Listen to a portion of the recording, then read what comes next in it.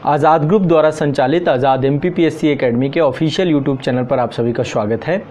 ये व्यापक मंच मध्य प्रदेश लोक सेवा आयोग द्वारा आयोजित होने वाली MPPSC एग्ज़ाम, साथ ही MP व्यापम द्वारा आयोजित सभी एग्ज़ाम और मध्य प्रदेश राज्य सरकार द्वारा आयोजित अन्य सभी एग्ज़ाम, चाहे MPSI हो या अन्य शिक्षक भर्ती परीक्षाएं हों, सभी की तैयारी करने वाले मध्य प्रदेश राज्य के सभी अभ्यर्थियों के लिए समर्पित मंच है। इसके माध्यम से आप सभी को मध्य प्रदेश राज्य विशेष की व्यापक तैयारी, साथ ही समान अध्ययन की व्यापक विषय वस्तु और करंट अफेयर्स की सभी क्लासेज आपको यहाँ पर निरंतर रूप से मिल रही हैं। प्लेलिस्ट बनाई गई हैं, प्लेलिस्ट पर विषयवार आप सभी क्लासेस देख सकते हैं। साथ ही आप सभी के लिए एक निःशुल्क मासिक पत्रिका भी दी जा रही है। आप सभी आज़ाद MPPSC एकेडमी का एप्लीकेशन डाउनलोड कर सकते हैं। उस ऐप में स्टडी मटेरियल के सेक्शन में आपको हर एक मंथ की करंट अफेयर्स की मासिक पत्रिका आपको मिल जाएगी। उस मासिक पत्रिका से आप कंप्लीट, आपका मासिक निःशुल्क है, पूरी तरीके से पूरा मासिक करंट अफेयर्स आपका कवर हो जाएगा। साथ ही यदि आपको किसी भी प्रकार का डाउट हो तो आप आज़ाद MPPSC एकेडमी के एप्लीकेशन में जाइए। गूगल प्ले स्टोर पे आपको एप्लीकेशन मिल जाएगा, ये वहीं पर आपको ये मैगजीन मिलेगी। और आज़ाद MPPSC एकेडमी के एप्लीकेशन पर चैट वाला सेक्शन है। चैट वाले सेक्शन पे आप कोई भी डाउट पूछेंगे, आपको तुरंत वहाँ पर आपकी समस्या का समाधान किया जाएगा। तो आप हमारे साथ जुड़ करके अपनी व्यापक तैयारी प्रारंभ करिए। साथ ही इस चैनल के माध्यम से प्रतिदिन के स्तर पर क्लासेस करिए। आपको सभी क्लासेस यहाँ पर निरंतर मिलेगी। जो भी छात्र यहाँ पर पहली बार जुड़ रहे हैं, चैनल को जरूर सब्सक्राइब करिए ताकि सभी नोटिफिकेशंस आपको मिलें। साथ ही मध्य प्रदेश के सभी छात्रों को तक इस प्लेटफॉर्म को पहुंचाइए ताकि सभी छात्र जुड़ करके इस मंच का व्यापक जो है इससे तैयारी कर सकें और अपने लक्ष्य की दिशा में निरंतर बढ़ सकें। चलिए तैयारी प्रारंभ करते हैं, आज की क्लास शुरू करते हैं। वर्ल्ड इन्वेस्टमेंट रिपोर्ट 2022 अभी हाल ही में प्रकाशित की गई है। 9 जून 2022 को एक संस्था है जिसका नाम है UNCTAD, United nation conference of trade and development, इसको बोलते हैं UNCTAD। यूनाइटेड नेशन की एक संस्था है। ये हर साल एक जो है रिपोर्ट जारी करती है। तो वर्ल्ड इन्वेस्टमेंट रिपोर्ट 2022 अभी आपकी जारी की गई है और ये रिपोर्ट बहुत इम्पॉर्टेंट है क्योंकि इस रिपोर्ट के द्वारा विश्व में आर्थिक क्रियाकलापों को लेकर के जो है जानकारी प्राप्त होती है कि कहाँ पे कौन से देश में निवेश बहुत ज़्यादा जा रहा है, इन्वेस्टमेंट ज़्यादा जा रहा है। आप लोगों को इकोनॉमी की क्लास में मैंने आपको बताया था कि निवेश जो है बाहर से कई रूपों पे आ सकता है। एक तो आपका FDI है और दूसरा FII है। इसके अलावा ऋण के तौर पे भी हम निवेश प्राप्त कर सकते हैं या अनुदान के तौर पे, ग्रांट के तौर पे भी निवेश प्राप्त कर सकते हैं। निवेश के कई प्रकार होते हैं। तो एक प्रकार है आपका प्रत्यक्ष विदेशी निवेश, आप लोगों ने नाम सुना होगा, फॉरेन डायरेक्ट इन्वेस्टमेंट, इसे FDI कहा जाता है। मैंने क्लास में बताया था कि FDI क्या होता है, कौन बताएगा? हाँ बताओ, वेरी गुड, बोलो।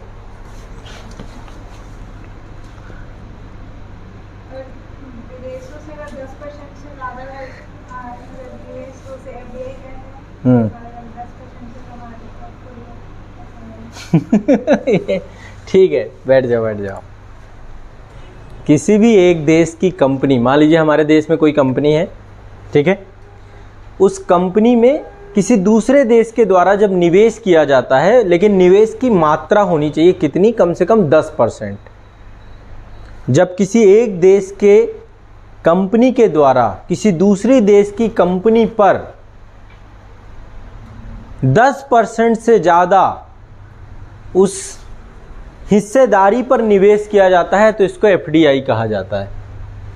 ठीक है, ये मैंने आपको समझाया था प्रत्यक्ष विदेशी निवेश को लेकर। यदि नहीं होता तो इसको क्या बोलते हैं हम, आपका FII बोलते हैं। ठीक है, और FDI आपका दो प्रकार का होता है। एक तो ग्रीनफील्ड इन्वेस्टमेंट होता है। ग्रीनफील्ड इन्वेस्ट में एक देश के द्वारा दूसरे देश में क्या की जाती है, नई कंपनी का निर्माण किया जाता है। एक होता है पोर्टफोलियो निवेश, तो उसके तहत विदेशी कंपनी के शेयर खरीदे जाते हैं। जैसे मान लीजिए रिलायंस है, तो रिलायंस के द्वारा यदि फेसबुक के 10% से ज़्यादा शेयर खरीद लिए जाए तो एक तरीके से FDI हो जाएगा ये।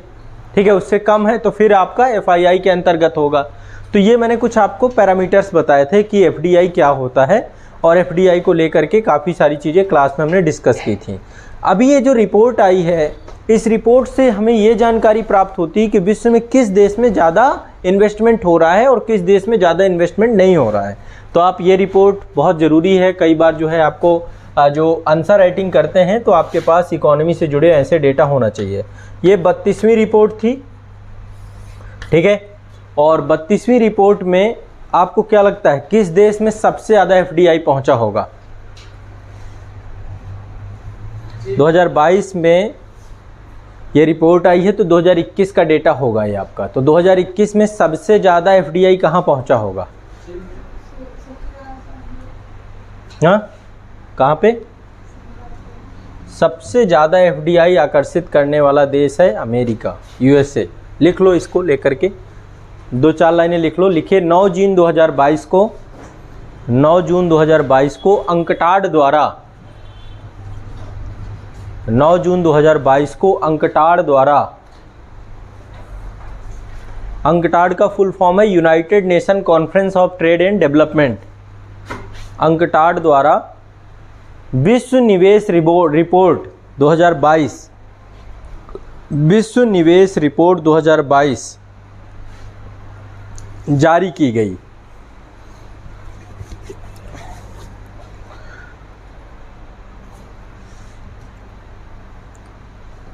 ठीक है। वर्ष 2021 में शीर्ष एफडीआई अंतर प्रवाह वाले देश निम्नलिखित हैं। शीर्ष एफडीआई वाले नंबर 1 में है अमेरिका। अमेरिका में लगभग टोटल 367, नंबर 1 है यूएसए। यहाँ पे, अच्छा यहाँ पे नहीं, यहाँ पे मैं लिख देता हूँ, लिस्ट एक बार बना लो आप लोग।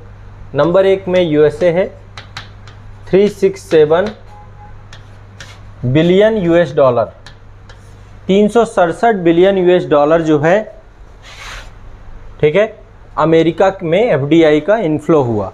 दूसरे नंबर पे है चीन, 181, चीन का है 181 बिलियन यूएस डॉलर, ठीक है। चीन के अंदर ही एक उसी का स्वायत्त क्षेत्र है जिसको हम हांगकांग कहते हैं। हांगकांग के बारे में मैंने आपको बताया था, 1 चाइना 2 कंट्री सिस्टम का हिस्सा है। तो 1 चाइना 2 कंट्री सिस्टम क्या है? चीन एक देश है जिसने अपने ही देश के अंदर उसने कई सारे स्वायत्त क्षेत्र घोषित कर रखे हैं, उसमें से हांगकांग एक है। जैसे तिब्बत, हांगकांग, मकाओ, कई सारे क्षेत्र हैं। तो इसके बाद आता है हांगकांग, नंबर 1, नंबर 2, नंबर 3 में आपका हांगकांग। देखा जाए तो ये भी नंबर 2 ही है, हांगकांग ये भी चीन के अंदर है, बट अलग से इसको देखते हैं, स्वायत्त क्षेत्र है। हांगकांग में भी निवेश बहुत बड़ी संख्या में पहुंचा, 141 बिलियन डॉलर था, 141 बिलियन यूएस डॉलर। भारत का कौन सा स्थान रहा होगा?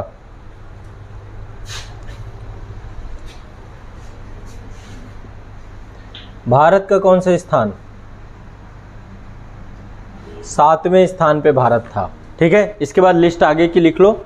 नंबर 3 पे है आपका सिंगापुर,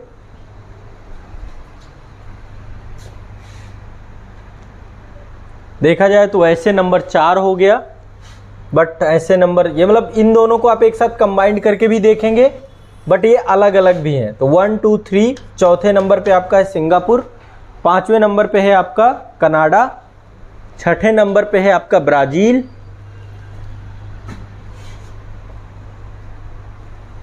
ठीक है। ये डेटा पूछा जाता है प्रीलिम्स में भी, ये फैक्ट पूछा जाएगा तो याद रखिएगा 2022 के डेटा। और भारत का लिख लीजिए, 7वें नंबर पे है भारत। भारत में 45 बिलियन डॉलर, कम हुआ है, पिछली बार 2020 में ज़्यादा था, 2020 में 64 बिलियन अमेरिकी डॉलर था और हम 8वें स्थान पे थे। इस बार हम ये डेटा कम हुआ है, 45 बिलियन डॉलर ही रहा, लेकिन हम जो है 7वें स्थान पे हैं। तो रैंक में इम्प्रूवमेंट हुआ है बट फंड में इम्प्रूवमेंट नहीं हुआ। पिछली बार मतलब बहुत ज़्यादा था। यूएसए नंबर 1 था, 403 बिलियन डॉलर। कोविड का प्रभाव देख सकते हैं, कोविड के बाद निवेशकों के द्वारा निवेशक बहुत ज़्यादा आए नहीं। तो भारत में एफडीआई के मामले में भारत कौन से नंबर पे है? 7वें नंबर पे। ये आपको रट लेना है, याद कर लेना है। हाँ, 45 बिलियन अमेरिकी यूएस डॉलर। तो एक डेटा आपका ये आया हुआ है, तो ये आपको याद रहना चाहिए, पीटी के लिए इम्पोर्टेंट है, प्रीलिम्स में पूछा जाएगा। ये एक संस्था है, क्या नाम है?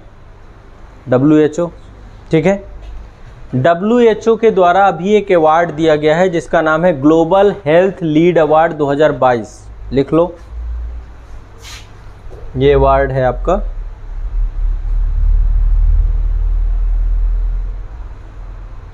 हाँ, global health leaders award, global health leader awards 2022।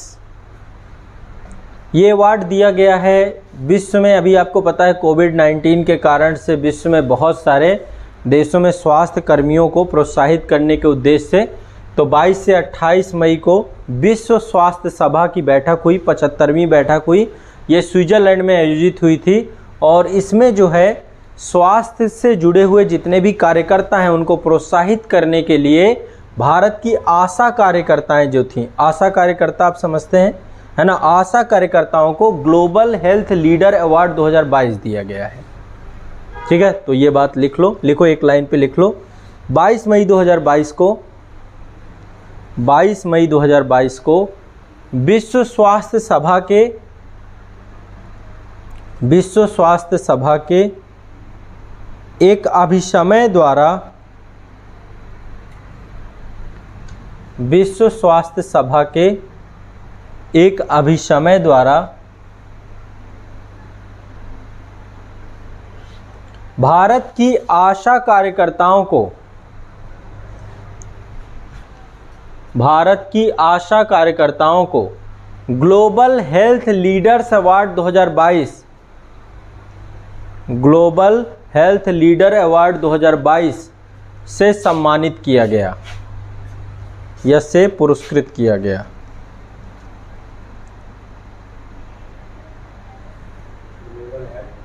Leaders award 2022 से सम्मानित किया गया।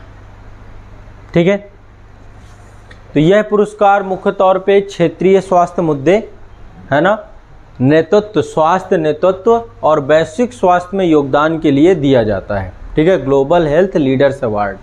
और अभी जो हाल फिलहाल में आशा कार्यकर्ताओं के द्वारा कोविड-19 वैक्सीन में जो एक उत्कृष्ट कार्य किया गया है, कितने वैक्सीनेशन हो गया, कितने देश के कितने नागरिकों का, कितना डेटा पहुंच गया, कितना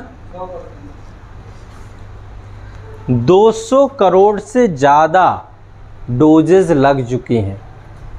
200 करोड़ कितना होता है, डबल डोज जिनको लग गई, या ठीक है 100% वैक्सीनेशन अभी नहीं पहुंचा है। 200 करोड़ कैसे, एक को 2 लगी तो 2 गिनेंगे, एक को 2 लगी तो 2 गिनेंगे, डोज में तो 2 ही होंगी ना एक। हाँ, बूस्टर डोज भी लग रही है। ठीक, तो केवल आशाओं को नहीं प्राप्त हुआ, अन्य भी प्राप्त हुए, विश्व के अन्य देशों के लोगों को भी प्राप्त हुआ है। तो एक लाइन और जोड़ लो, लिखो आशा कार्यकर्ताओं के साथ साथ 5 अन्य लोगों को भी यह पुरस्कार प्राप्त हुआ है। आशा कार्यकर्ताओं के साथ 5 अन्य लोगों को भी यह पुरस्कार प्राप्त हुआ है। क्रम से नाम लिख लीजिए। पहला है फरवरी 2022 में क्या हुआ था, अफगानिस्तान में, आपको पता था अफगानिस्तान में पूरा सत्ता परिवर्तन हुआ, तालिबान आ गया। तो पोलियो के कार्यकर्ता थे और 8 कार्यकर्ताओं को गोली मार के हत्या कर दी गई थी तालिबान के द्वारा। ठीक है, तो इनको भी पुरस्कृत किया गया। तो पहले नंबर पे 5 लोग हैं, इनको भी लिख लो। नंबर 1, फरवरी 2022 में, फरवरी 2022 में अफगानिस्तान में, फरवरी 2022 में अफगानिस्तान में गोली मारकर हत्या किए जाने वाले, फरवरी 2022 में अफगानिस्तान में गोली मारकर हत्या किए जाने वाले 8 स्वयंसेवी पोलियो कार्यकर्ताओं को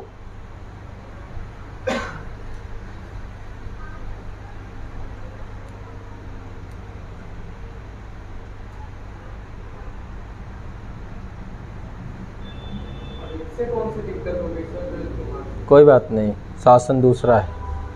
दूसरा नंबर, आप जो है इनकी दिक्कत के चक्कर में मत रहिए। ठीक है, अफगानिस्तान है वो, वहाँ पे बहुतों से दिक्कत है। दूसरा पॉइंट, अफगानिस्तान पढ़ाया ना मैंने आपको, तालिबान का शासन कैसे चलता है। दूसरा, समाज के वंचित लोगों को, समाज के वंचित लोगों को स्वास्थ्य सेवा मुहैया कराने वाले डॉक्टर पॉल फार्मर को,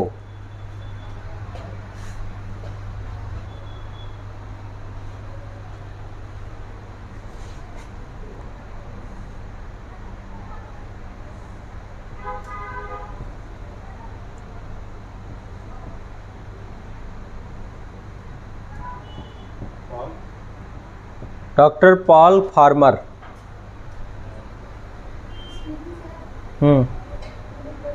सर इसमें सभी आशा कार्यकर्ताओं को मिला है तो कुछ चुनिंदा आशा कार्यकर्ता। भारत की सभी आशा कर्ताओं के लिए दिया गया है, तो एक तरीके से भारत सरकार ही इसको रिसीव करती है, रिसीव करने वाले भारत सरकार ही है। ठीक है, नेक्स्ट, कुष्ठ रोग और इससे जुड़े सामाजिक भेदभाव के विरुद्ध, कुष्ठ रोग और इससे जुड़े सामाजिक भेदभाव के विरुद्ध वैश्विक लड़ाई के लिए योहेई सासाकावा को, जापान से योहेई सासाकावा,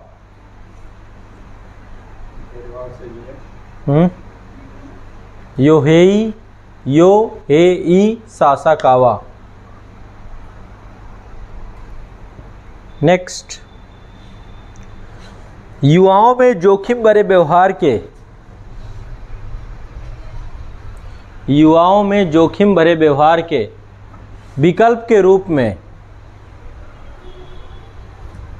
युवाओं में जोखिम भरे व्यवहार के विकल्प के रूप में खेल तक पहुंच की सुविधा प्रदान करने के लिए, खेल तक पहुंच की सुविधा प्रदान करने के लिए वॉलीबॉल खिलाड़ी लुडमिला सोफिया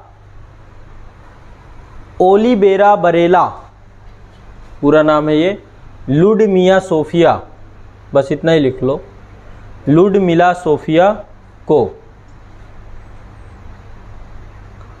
नेक्स्ट, एड्स विरोधी कार्यक्रम के लिए डॉक्टर अहमद हंकिर को, एड्स विरोधी कार्यक्रम के लिए डॉक्टर अहमद हंकिर को। तो ये टोटल जो है ये अवार्ड दिया गया है WHO के द्वारा, तो एक ये भी इम्पोर्टेंट है, वर्ल्ड हेल्थ ऑर्गेनाइजेशन एक महत्वपूर्ण संस्था के तौर पे डॉक्टर अहमद हंकिर, हंकिर, हाँ, अरे दुखी आत्माओं, ये देखो ऐसे लिखते हैं हंकिर।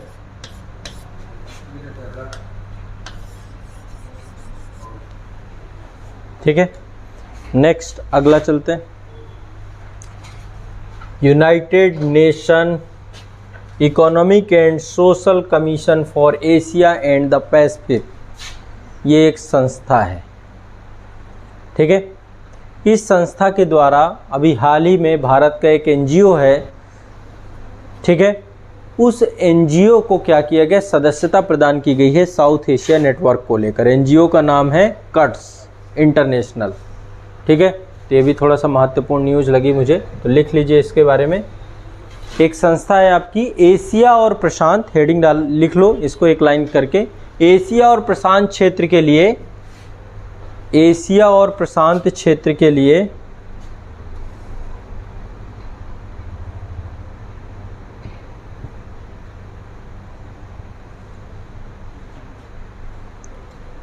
संयुक्त राष्ट्र आर्थिक और सामाजिक आयोग,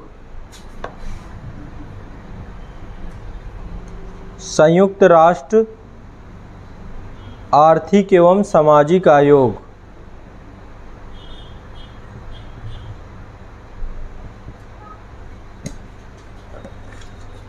इसको लिख लो, ब्रैकेट में लिख लो UNESCAP,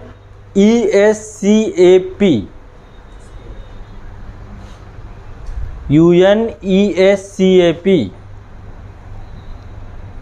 ठीक है, United nation economic and social commission for Asia and the Pacific ने गैर सरकारी संगठन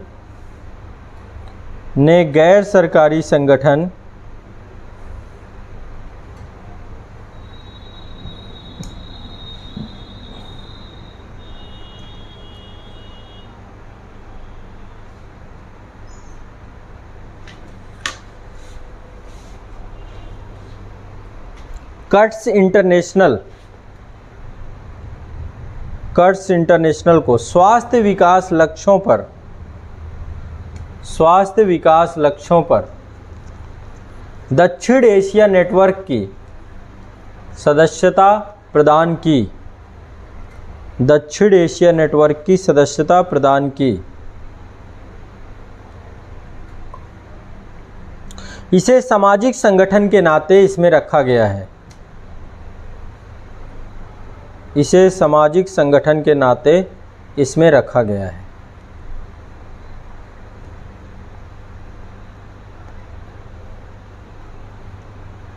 ठीक है।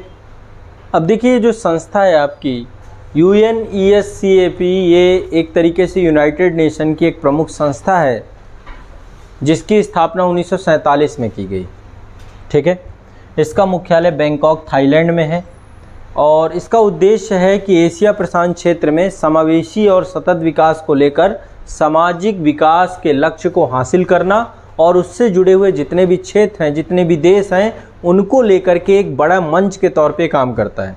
तो एशिया प्रशांत क्षेत्र से जुड़े हुए जितने भी देश हैं, उन सभी देशों के बहुत सारे मुद्दे जो सामाजिक क्षेत्र पे उनका उन्नयन करेंगे, उन सभी के उन्नयन को लेकर ये संस्था काम करती है। तो ये यूनाइटेड नेशन की एक संस्था है इस पूरे क्षेत्र के लिए।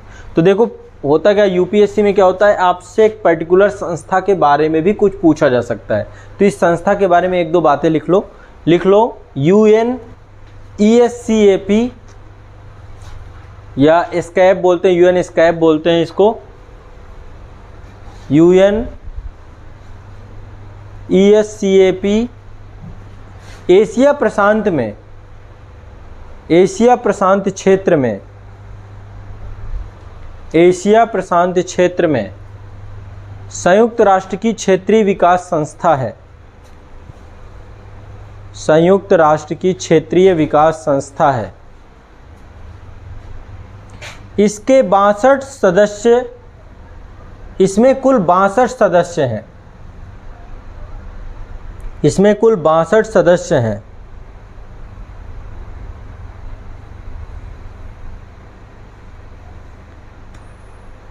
इसकी स्थापना 1947 में हुई तथा मुख्यालय बैंकॉक में है।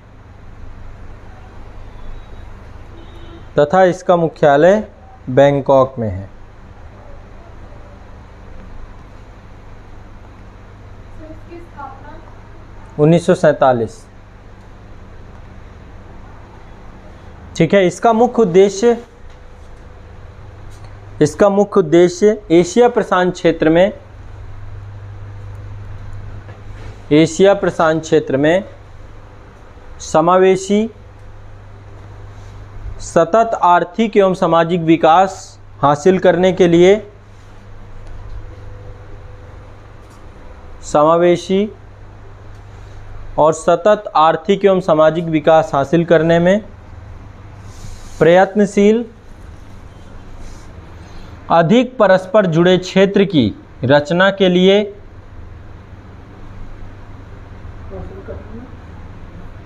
सामाजिक विकास हासिल करने में प्रयत्नशील, अधिक परस्पर जुड़े क्षेत्र की रचना के लिए सदस्य देशों के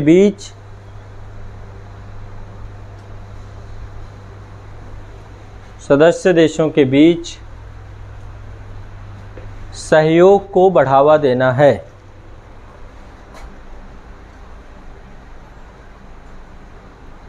सहयोग को बढ़ावा देना है।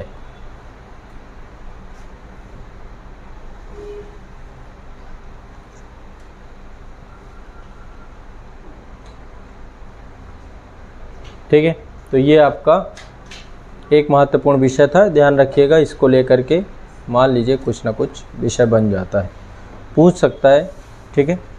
तो इसके द्वारा ही एक दक्षिण एशिया नेटवर्क भी बनाया गया है। दक्षिण एशिया नेटवर्क में आपका अफगानिस्तान, बांग्लादेश, भूटान, भारत, मालदीव, नेपाल, पाकिस्तान, श्रीलंका, ये जो मतलब हमारे सार्क कंट्री हैं, इनका ही एक पूरा का पूरा एक नेटवर्क है जो इस संस्था के साथ मिलकर काम करता है। और इस संस्था के अंतर्गत ही जो है लगातार जो है प्रयास किया जाता है कि इस क्षेत्र के विकास को बढ़ावा दिया जाए। ठीक है। नेक्स्ट, ट्विटर, क्या जानकारी है इसके बारे में?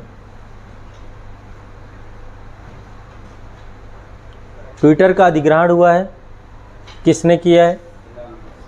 अमेरिकी उद्योगपति एलन मस्क के द्वारा 25 अप्रैल 2022 को सोशल मीडिया कंपनी ट्विटर का अधिग्रहण कर लिया गया।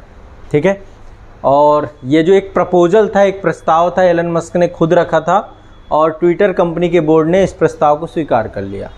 ठीक है, तो एक तरीके से एलन मस्क जो है एक तरीके से ट्विटर को एक निजी संगठन के तौर पे इसको ला पाए हैं। तो एक बार लिख लो इसके बारे में। कब हुई थी स्थापना ट्विटर की? सबसे खतरनाक यदि मुझे कोई मंच लगता है तो यही है, ये चिड़िया ही है सबसे खतरनाक। शायद आपको पता ना हो इसकी पावर, क्योंकि अभी ट्विटर से आप लोग अननोन हैं। जब आप ट्विटर को कभी देखेंगे, वहाँ पे जब ट्रोलिंग चलती है, कुछ भी होता है, ये समझ लीजिए भारत में कोई भी घटना होती है उसके पीछे ट्विटर एक बहुत बड़ा कारक है और आप अपनी आवाज़ कहीं तक भी पहुंचा सकते हैं इस मंच के माध्यम से। तो एक ये पावर भी है और एक डरावनी चीज़ भी है। यहाँ पे सब हैं, विश्व, भारत और भारत के बड़े बड़े ऑर्गेनाइजेशन, भारत सरकार के सारे डिपार्टमेंट सब है ट्विटर पे, प्रधानमंत्री से लेकर के राष्ट्रपति से लेकर सब। यदि आपको अपनी बात पहुंचानी है तो इस मंच के माध्यम से अपनी बात आप पहुंचा सकते हो। गवर्नमेंट के जितने भी सरकारी संस्थान हैं, अब तो जब से सोशल मीडिया का युग आया तो ये प्लेटफॉर्म का बहुत बड़ा महत्व बन गया। तो जो आप ट्रोलिंग देखते हो ना, ट्रोल होते रहते हैं लोग, ये ट्विटर ही है सबसे खतरनाक चीज़। ठीक है, तो अभी इसका अधिग्रहण हुआ है। एक लाइन पे ये लिखवा लो, मान लो कभी क्वेश्चन पूछ ले तो ये भी लिख लो। 25 अप्रैल 2022 को ट्विटर ने घोषणा की, 25 अप्रैल 2022 को ट्विटर ने घोषणा की कि अमेरिकी उद्योगपति एलन मस्क ने, एलन मस्क के बारे में सब जानते होंगे, टेस्ला के मालिक हैं, स्पेसएक्स के मालिक हैं, है ना, विश्व के सबसे अमीर लोगों में से एक हैं, बहुत रिस्क लेने वाले। हाँ ठीक है। अमेरिकी उद्योगपति एलन मस्क ने सोशल मीडिया कंपनी ट्विटर का अधिग्रहण कर लिया।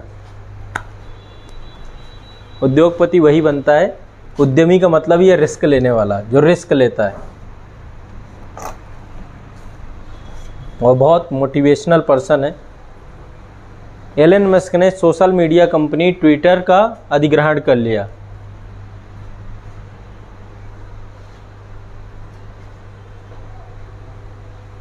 ठीक है,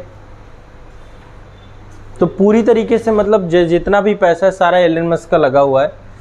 लगभग जो है अभी शेयर मार्केट से इसको हटा करके पूरी तरीके से निजी कंपनी के तौर पे इसको घोषित कर दिया जाएगा। ठीक है, बस यहाँ पे लिखना हो तो एक लाइन पे और लिख सकते हो कि इसकी स्थापना 2006 में हुई थी ट्विटर की।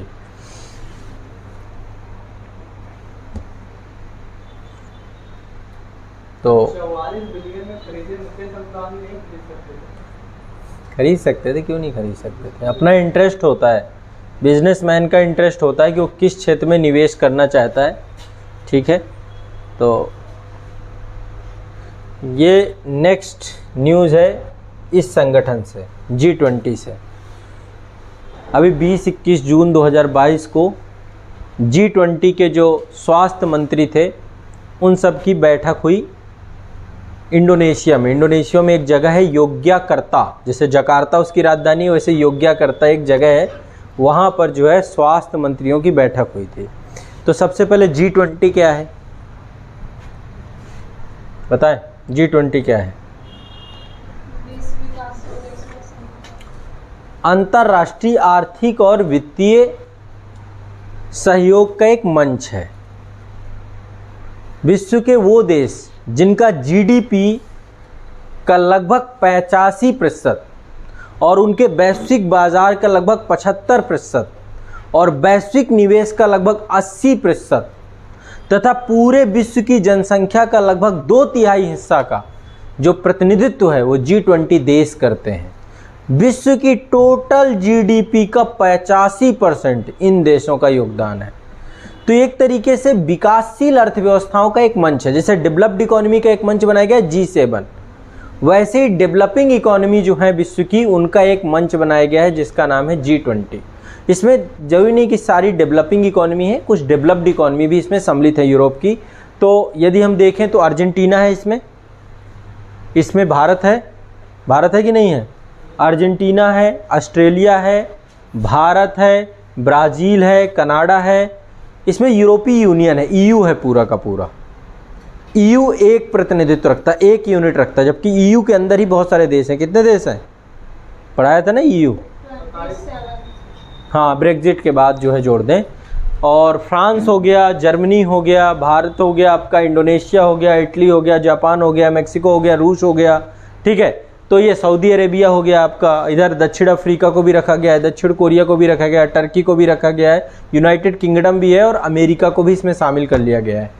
तो डेवलप्ड इकोनॉमी और डेवलपिंग इकोनॉमी, इन दोनों का जो विश्व की सबसे बड़ी अर्थव्यवस्थाएं हैं, 20 बड़ी अर्थव्यवस्थाओं के रूप में जो है आपका ये बना है G20, ठीक है। तो G20 के बारे में 2-4 बातें लिख लो।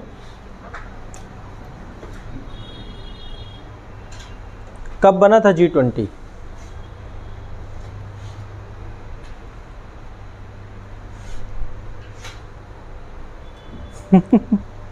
करंट पढ़ते हो?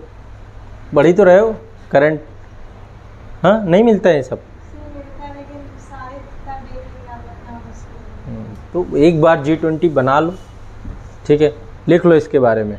देखो 1997 में इंटरनेशनल लेवल पे एक बड़ा जो है आर्थिक संकट आया। उसके बाद 1999 में 7 देशों ने जो है मिल करके G20 की स्थापना की थी।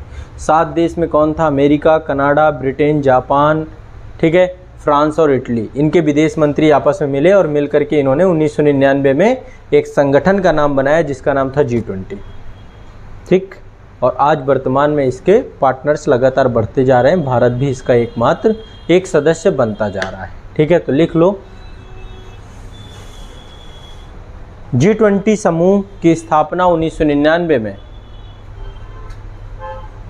G20 समूह की स्थापना 1999 में 7 देशों America, Canada,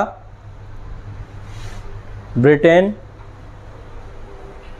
Germany, Japan, France और इटली के विदेश मंत्रियों के नेतृत्व में की गई।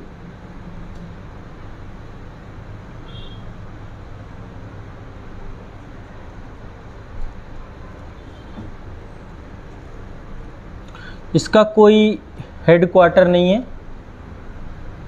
ठीक है, G20 का, और ना ही इसमें कोई एक परमानेंट स्टाफ रखा जाता है, ठीक है। एक फोरम की तरह है ये। G20 एक फोरम है, जिस फोरम पे शिखर सम्मेलन होता है तो सारे के सारे जो सदस्य देश हैं वो पहुंच जाते हैं, ठीक है। जापान के बाद फ्रांस और इटली। वर्तमान में जो अन्य आगे के सदस्य हैं उनके भी नाम लिख लीजिए। इसके अतिरिक्त वर्तमान में G20 में अर्जेंटीना, ऑस्ट्रेलिया,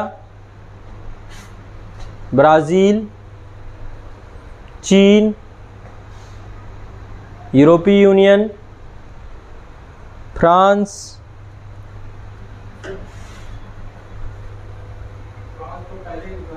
लिख लिए तो वो स्किप कर देना, जर्मनी, भारत, इंडोनेशिया, मैक्सिको, रूस, सऊदी अरब, दक्षिण अफ्रीका, दक्षिण कोरिया, तुर्की, यूनाइटेड किंगडम आदि शामिल हैं,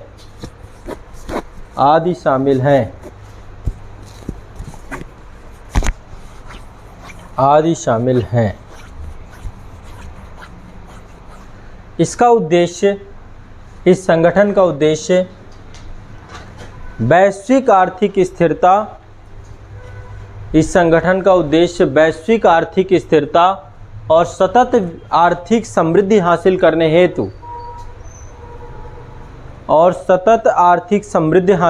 हेतु सदस्यों के मध्य नीतिगत समन्वय स्थापित करना,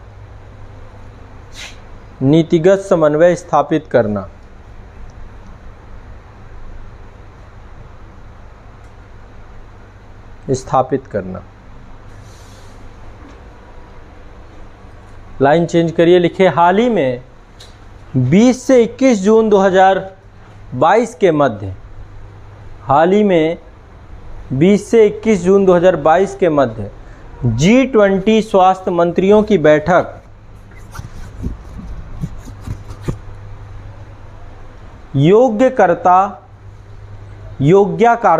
ये लिखिए, योग्याकार्ता इंडोनेशिया में आयोजित की गई। योग्याकार्ता जगह का नाम है।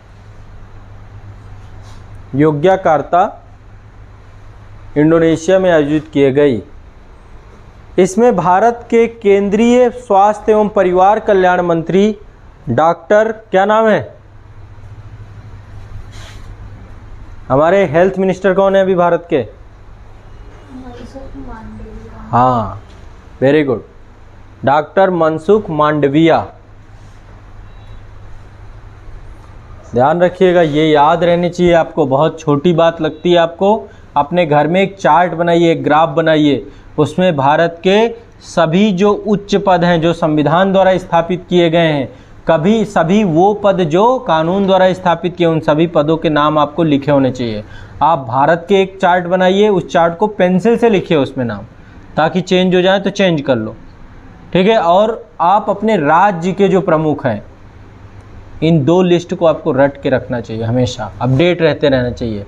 चेंज हो जाए तो आप 2 चार्ट बना लो, 2 चार्ट में आप पेंसिल से पहले एक जगह पोस्ट लिख लो। पद तो चेंज नहीं होंगे, बस व्यक्ति चेंज होंगे, तो उसको पेंसिल से रखो, रब कर दो, या फिर उससे भी आसान तरीका एक चिट बनाओ, चिपका दो उसके ऊपर। नया है फिर नई चिट लगा दो, नया है उससे नई चिट लगा दो, ठीक है ना। ये काम करना चाहिए आप लोगों को।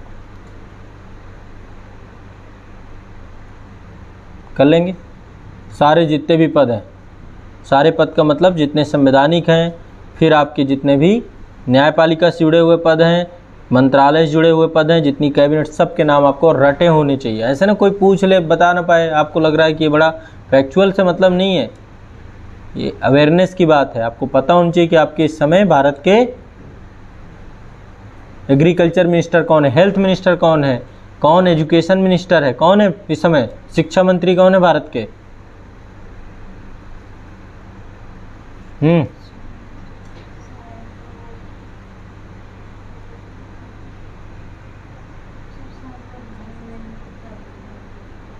कौन?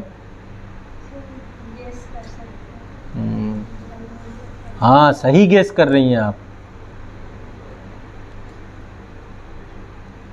सही गेस कर रही हैं, बट वही है कि बाकी सब ब्लैंक चल रहा होगा, ठीक है। तो आपको इतना अवेयरनेस होना चाहिए, पता होना चाहिए, नहीं तो फिर कोई फ़ायदा नहीं।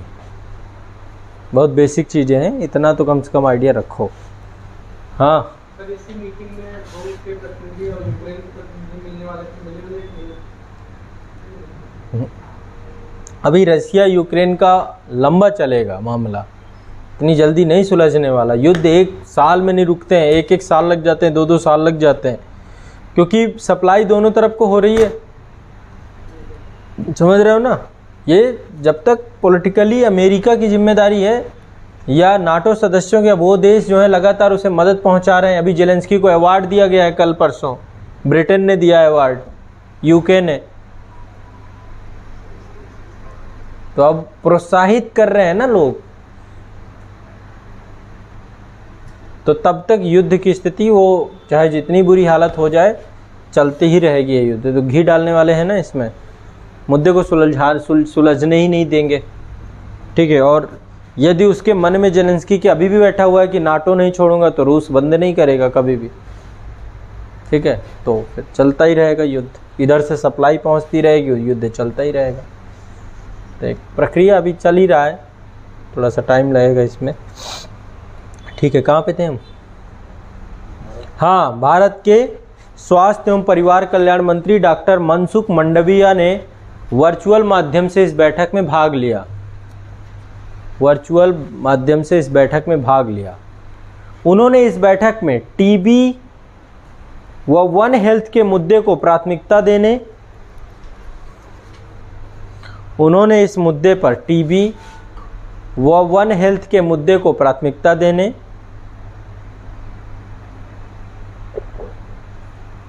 और कार्यक्रम आयोजित करने के लिए इंडोनेशिया के राष्ट्रपति का धन्यवाद किया।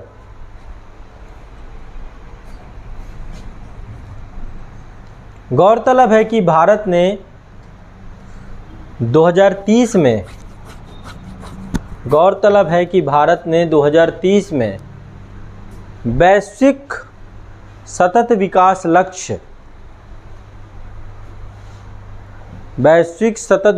लक्ष्य और 2025 तक टीबी को पूर्णता से समाप्त करने का संकल्प लिया है। ठीक है, तो ये आपका जो है कुछ महत्वपूर्ण आपके करंट अफेयर्स हैं। आज के लिए इतना ही रखेंगे, बाकी आपका कल